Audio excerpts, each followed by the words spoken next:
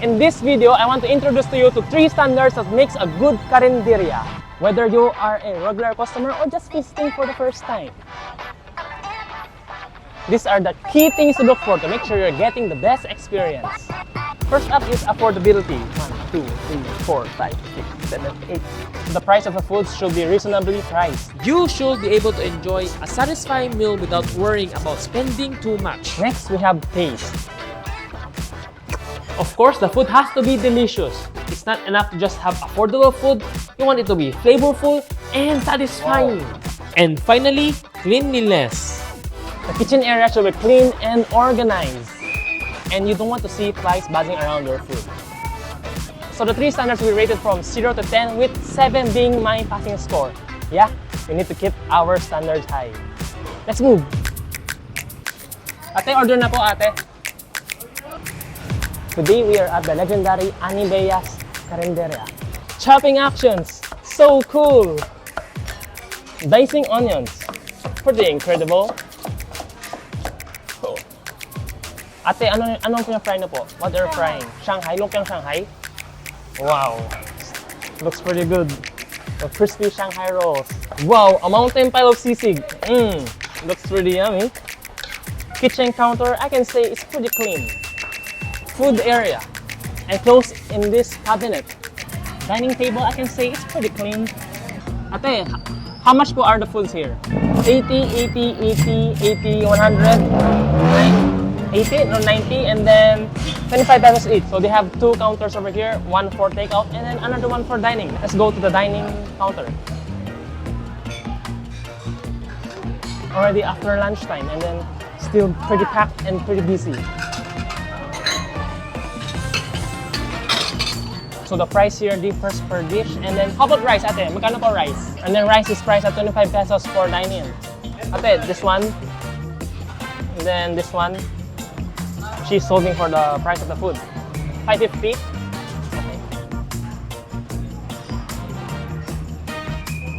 Thank you.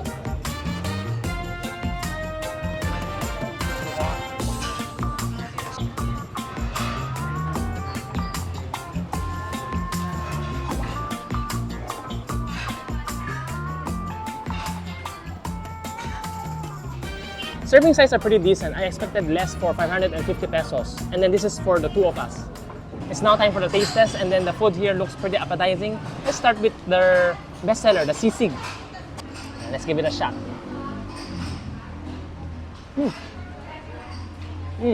Wow, pretty good sisig. Right texture, right sourness, and then, wow, and I can really taste the liver in their sisig here. Next up, let's try their caldereta. This is caldereta, pork caldereta. Then let's pair this with the rice. This is a pretty different caldereta that I am used to eat. Aside from the tomato flavor from the caldereta, I can taste some of the, like there's peas in it, with, you know, green peas, and then you mash the green peas up. That's the flavor of this caldereta. Not sure if it's green peas or just potatoes and other ingredients, but wow. Try the fried spring roll next before it gets cold. Let's take a bite. It is packed with meat inside, as you can see here. And then it is a little bit salty. That's why you need to pair with the rice. I can see that most people just order the spring roll here with another ulam or another food. This itself can get you full for the lunch. And then let's dip it in this sweet and sour sauce.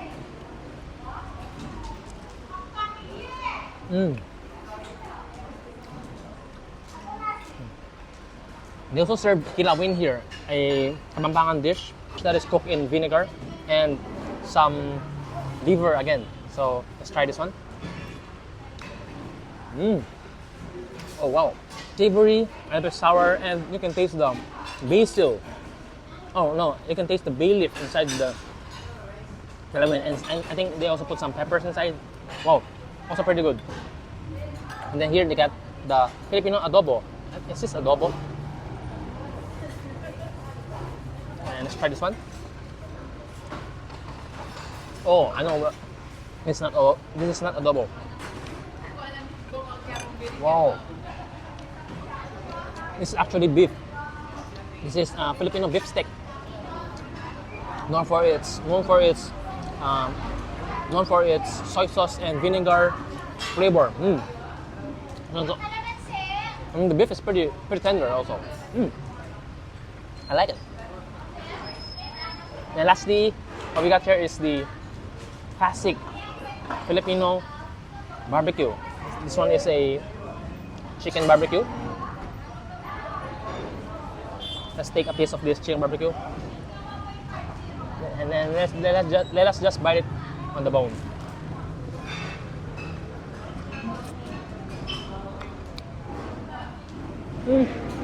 Barbecue is pretty alright, but it lacks a little bit of sweetness or the savoriness of the barbecue in it. Yeah, but so far so good. Everything here is pretty good, I can say. And then also very tasty, and you can see the serving size. The serving size are pretty decent for 500 pesos. And again, this is for the two of us. So yeah. Oh, I forgot to try this. They also got some soup here. This is some free soup.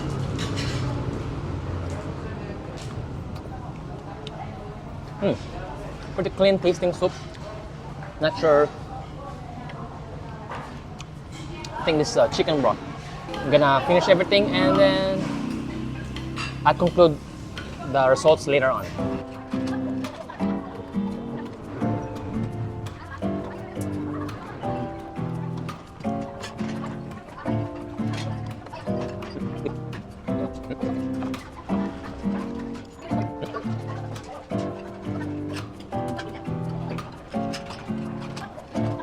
So this is my last bite here. Let's move outside and conclude our findings.